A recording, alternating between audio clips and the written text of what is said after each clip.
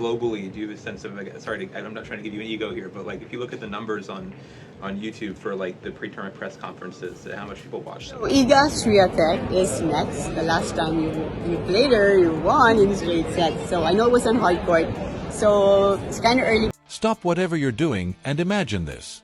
You're down love, 4 in the final set. The desert air is dry, your legs feel like stone, and your opponent is one clean swing away from ending your night. The commentators have already written your obituary. The crowd has gone silent. Now ask yourself, what would you do? Would you survive? Or would you disappear? Because on a blazing February night in 2026 at the Mubadala Abu Dhabi Open, one 20-year-old refused to disappear. And what happened next didn't just shake a stadium, it shook an entire nation. Before we break down the comeback that turned statistics into myth, you need to understand something. This wasn't just tennis. This was survival. This was identity. This was 110 million heartbeats syncing with one racket swing. And if you think that sounds dramatic, wait until you hear how close it came to ending in silence. High above the city, glass towers pierced the desert sky. Somewhere below, on a late-night bus heading toward the workers' district, a Filipino mother named Amelia stared at her phone with trembling hands. 15 years abroad. 15 years of raising other people's children while her own daughter grew up without her. She was tired, exhausted, invisible. And then she saw it. The scoreboard flipping. The roar. The scream. She pressed her forehead against the cold window and whispered, "You did it." But how did we get there? How does a match that looked dead at love become a story that refuses to die? To understand that, we rewind. February 2026. The Middle East swing. Brutal conditions. Fast courts. No mercy. The tournament. A WTA 500 battlefield disguised as luxury. The best in the world arrive sharp, ruthless, prepared to devour weakness. And walking into that arena was Alex Eala, ranked inside the top 50 for the first time in her career. A milestone, yes. But rankings don't win matches.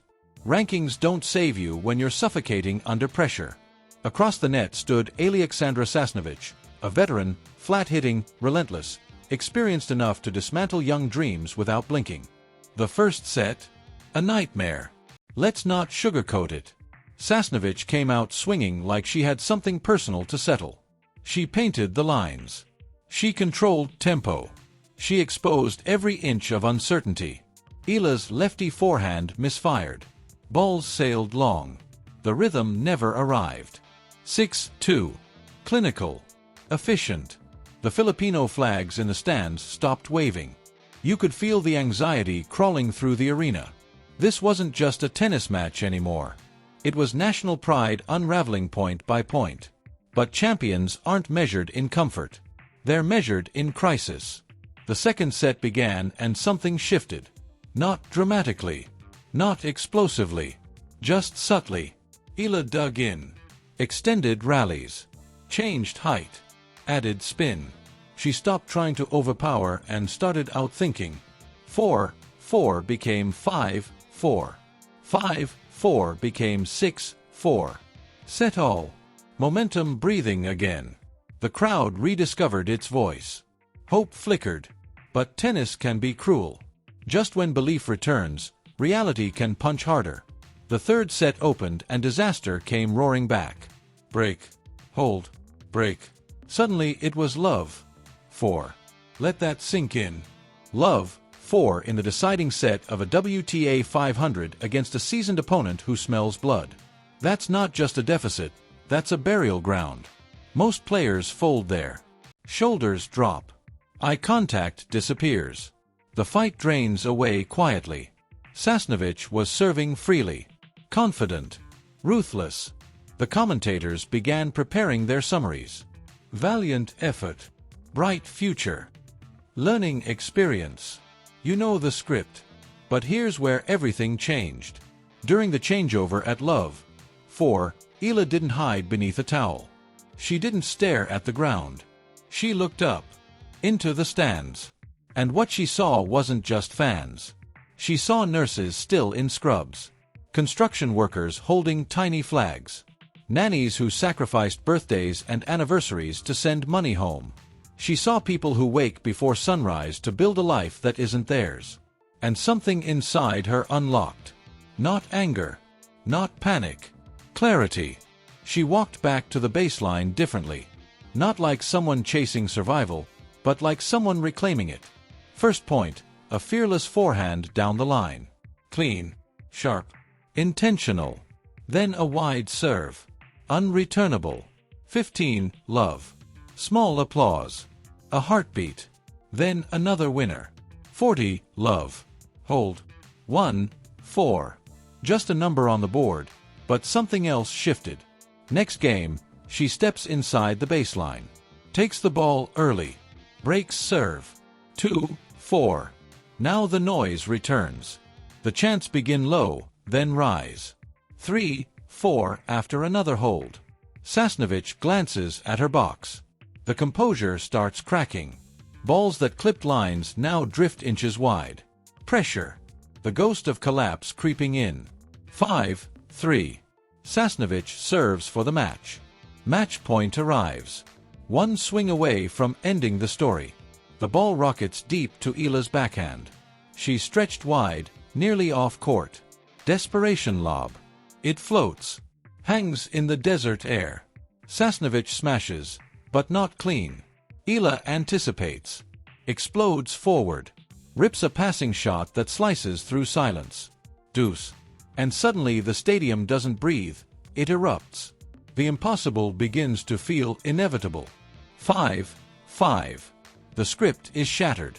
We are no longer watching a match. We are witnessing transformation. The girl who was buried at love, 4, is now staring destiny in the eye. And the veteran who looked untouchable is blinking. A tiebreak looms. Of course it does. Because fate demanded maximum drama. And what happened in those next few minutes would etch this night into history. But before we step into that breaker, ask yourself something. Where were you when belief came back from the dead? Because what's about to unfold isn't just a comeback. It's a declaration. And this is only halfway through the storm. Now picture this. Third set tiebreak. First to 7. Win by 2. No hiding. No time to breathe. Every mistake magnified. Every heartbeat amplified. You're not just playing an opponent anymore. You're playing doubt, exhaustion, history, and expectation all at once. This is where careers pivot. This is where stories either fade or ignite. The scoreboard reset to 0-0, but don't be fooled. This was not a fresh start. This was accumulated pressure boiling over. Sasnovich bounced the ball deliberately, trying to slow the storm. Eala stood still at the baseline, eyes locked forward, shoulders relaxed but coiled with intent. First point, long rally. 15 shots. 20. Heavy cross-court exchanges. Sasnovich strikes first blood. 1-0. No panic. Eala responds with a fearless inside-out forehand winner. 1-all. The rhythm intensifies. 2-1 Sasnovich. 2-all. 3-3. Every rally now a war of lungs and legs. The desert air felt thinner. Sweat dripped. Shoes screeched. The Filipino section in the crowd wasn't sitting anymore. They were standing, flags raised like shields against disbelief. At 4-4, Sasnovich attempted to reassert control, flattening out a backhand down the line. It clipped the tape and fell wide. 5-4 Eala. First mini-break. The momentum that once belonged entirely to the Belarusian now pulsed through the racket of a 20-year-old who refused to fold. But champions are tested hardest when victory is within reach. Sasnovich answers back with aggression, forcing an error. 5-5. The tension, unbearable. Cameras zoomed in on faces in the stands, hands covering mouths, eyes glistening. Somewhere across the city, Amelia gripped her phone tighter, barely breathing. At 6-5, match point Eala. From love, 4 down to holding destiny in her palm. Let that sink in. One swing. One decision. Serve wide. Return deep. Short exchange. Sasnovich floats a shorter ball mid-court. This is the moment players hesitate. Play safe. Push it back. Not tonight. Eala steps in and unleashes a vicious lefty forehand cross-court, heavy with topspin, dipping violently inside the line. Sasnovich lunges. The frame catches it. The ball sails long. Silence. Half a second. Then eruption. Game. Set. Match. Alexandra Eala collapses to her knees on the blue hard court of the Mubadala Abu Dhabi Open, scream tearing through the night. Not a polite celebration, not a smile for cameras, but a primal roar. The sound of release. The sound of survival. The scoreboard read 2-6, 6-4, 7-6. Numbers that will live far longer than ink. From love, 4 down. From match point down. Against Alexandra Sasnovich. This wasn't a highlight. This was a statement. The crowd didn't just cheer, they detonated. Flags waving wildly. People crying openly. Strangers hugging. Security guards stepping back, recognizing something bigger than protocol unfolding. This wasn't just sport. It was shared identity bursting into visibility. During the on-court interview, Eala stood breathless, eyes red, chest rising and falling rapidly. The interviewer asked the obvious question. How? How do you come back from love? For. She looked toward the stands before answering. She spoke first not in English, but in Tagalog. A message aimed directly at the overseas workers filling that arena. She told them this wasn't only her fight. It was theirs. And in that instant, the match transcended tennis. Because for so many in that crowd, sacrifice is daily routine. Separation is normal. Loneliness is constant. To see someone carry their flag not as decoration but as purpose, that hits differently. When she switched to English, her voice cracked. She admitted she wanted to give up. Her legs were heavy. But she heard someone shout encouragement in her language. That reminder, that connection, pulled her forward. Representation matters. Validation matters. And on that court, under desert lights, something powerful clicked into place. Now step back from emotion and look at the impact. This was a WTA 500 event.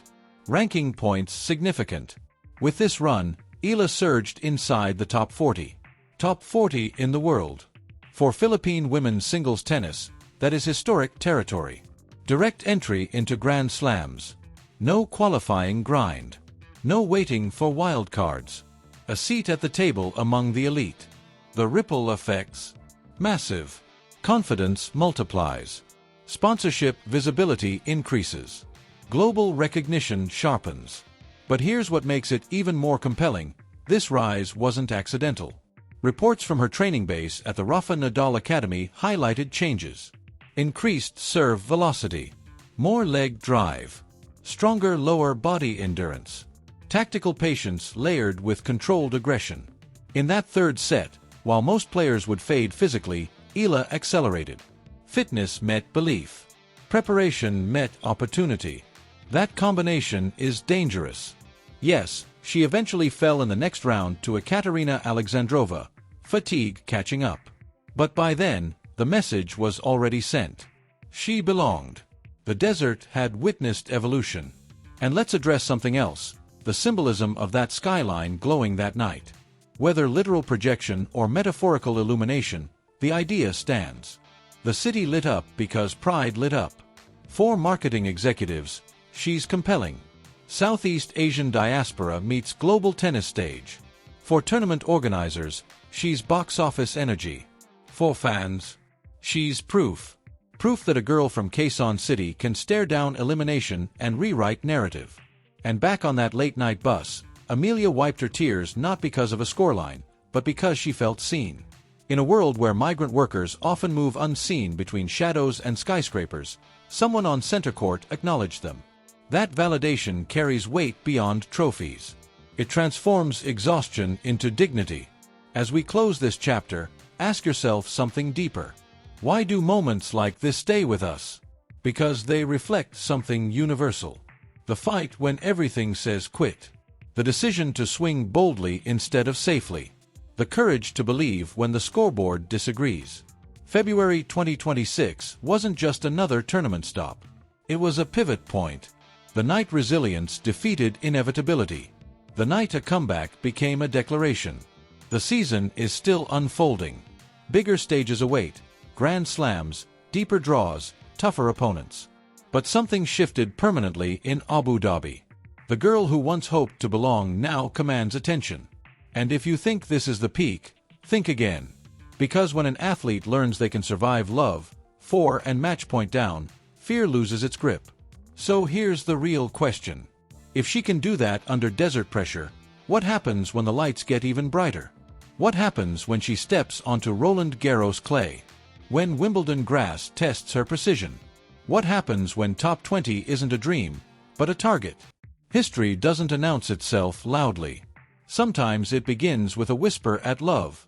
4. And sometimes that whisper turns into a roar that echoes far beyond a tennis court. This wasn't luck. This wasn't accident. This was transformation. And you didn't just watch a comeback, you watched a line being crossed. The era of hesitation ended that night. A new chapter began. And if you felt goosebumps reading this, imagine living it. Because somewhere right now, another match is loading. Another scoreboard waiting. Another test approaching. And one thing is certain, after Abu Dhabi, nobody will ever look at love for the same way again.